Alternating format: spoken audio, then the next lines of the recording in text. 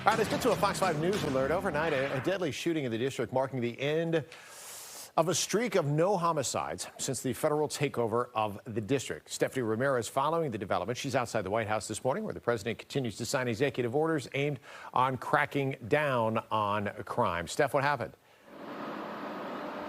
Now, Steve, on crime numbers, we know that the federal government, the administration as well, they've been touting the federal takeover as the reason why crime has dropped in the district. Now, we just learned in our newsroom over the past hour that a man shot in Southeast D.C. has died from his injuries. The shooting happening a little bit before 12:30 this morning. This was on Anacostia Road in Southeast. And since the federal takeover now in the past 2 weeks, I want to show you a lot of what we've been seeing on social media especially.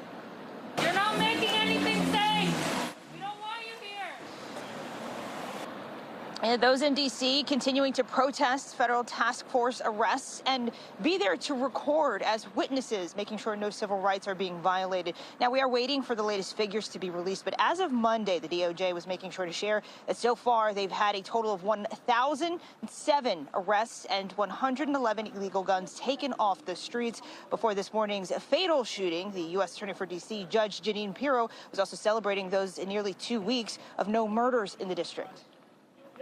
I think the most important part of all this is that today, on August 25th, we are in our 12th day of no homicides. In spite of the fact that we have 101 homicides so far this year, it has been 12 days without one homicide.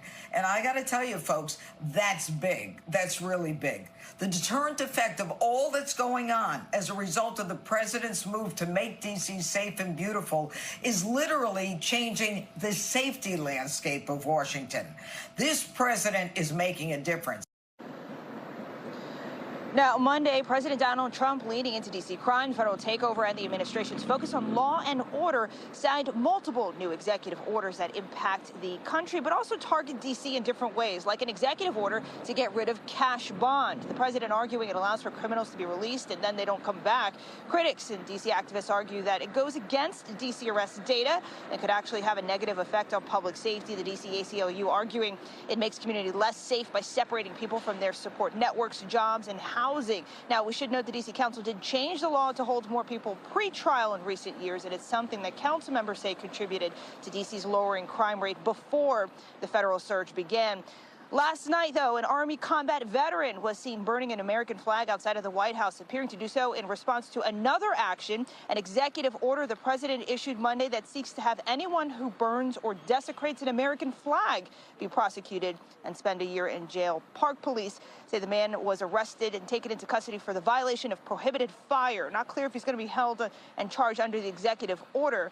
The executive orders, though, guys, also impact hiring Park police, D.C. prosecutors, and National Guards around the country. The EO on the burning of the flag, that one will likely be challenged because the Supreme Court has already ruled on this, guys, back in 1989 for the first ruling, and in there they found the burning of an American flag in certain situations to be protected as symbolic speech under the First Amendment. I'll send it back to you.